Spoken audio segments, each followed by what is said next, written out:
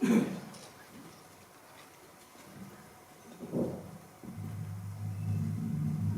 était une fois, dans un pays lointain, une femme et son mari qui rêvaient depuis toujours d'avoir un enfant. Les années passèrent et le couple comprit que la femme ne pouvait pas en recevoir. Leurs vies, autrefois heureuses, furent plongées dans le désespoir et la tristesse. Sur le derrière de leur maison, il y avait une petite fenêtre qui donnait sur un magnifique jardin, où poussaient les plantes et les fleurs les plus belles. Mais il était entouré d'un haut mur, et nul n'osait s'aventurer à l'intérieur, parce qu'il appartenait à une sorcière, douée d'un grand pouvoir que tout le monde craignait. Un jour, la sorcière proposa au mari de combler leur vide en lui offrant un enfant, mais qu'un jour ou l'autre, elle viendrait le récupérer. Fou de joie, sans réfléchir, le mari accepta.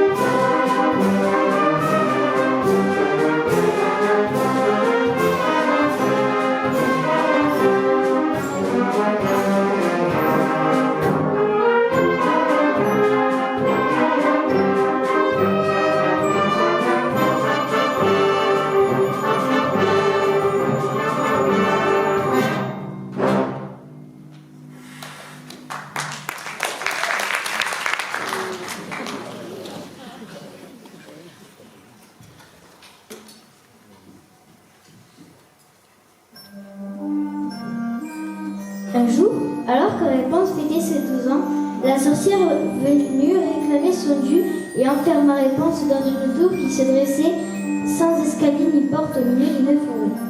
Tel un petit oiseau en cage, Réponse était maintenant enfermée, avec pour seul espoir une minuscule petite fenêtre tout en haut.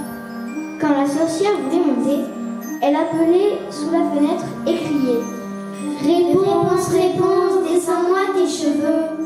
En entendant la voix de la sorcière, elle défaisait sa coiffure, attachait le haut de ses nattes à un crochet de la fenêtre et les laissait se dérouler jusqu'en bas, à 20 tonnes dessous, si bien que la sorcière pouvait se hisser et entrer.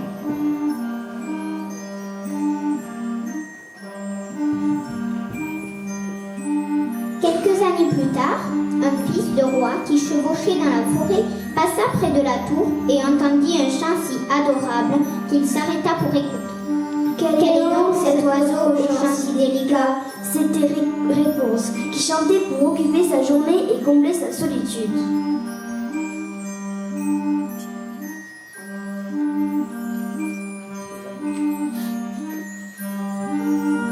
Le le fils du roi voulut aller voir de ses propres yeux qui était la belle créature aux chants si délicats. Il retourna autour de la tour, mais ne trouva pas la porte. La situation lui sembla si étrange qu'il prit ça pour un mirage et finit par s'installer derrière un arbre pour écouter la douce mélodie. Quand il vit arriver une sorcière qu'il entendit appeler sous la fenêtre. Réponse, réponse, descends-moi tes cheveux.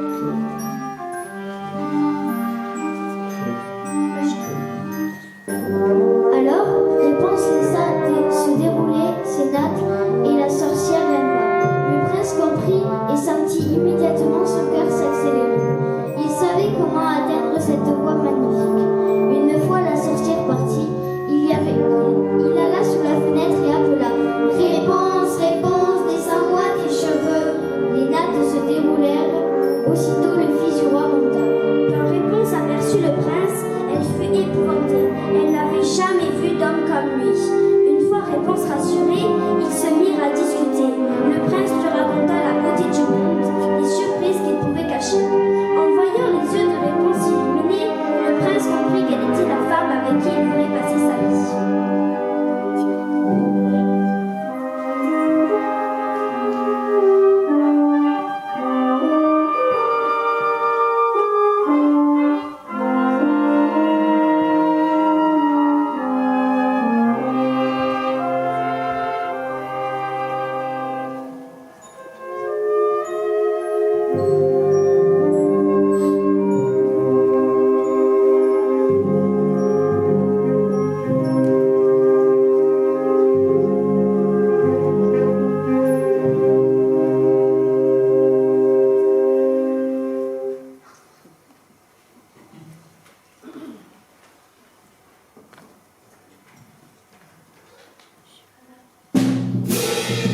Un jour, le fils du roi s'empressa de monter voir Réponse pour lui annoncer qu'il savait comment la sauver de cette cage.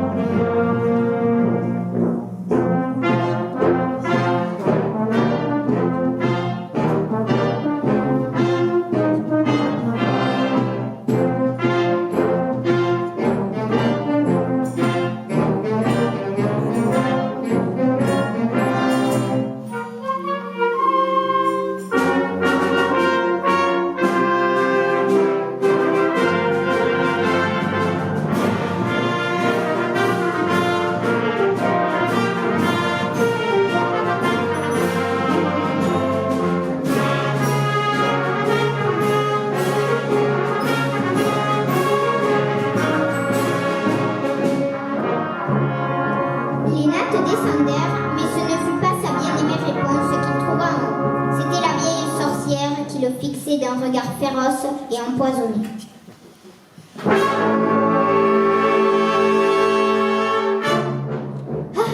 Ricana-t-elle, tu viens chercher la dame de mon cœur. Mais le bel oiseau n'est plus au il ne chante plus. Le chat l'a emporté. Toi, Réponse est perdue, tu ne la reverras jamais plus.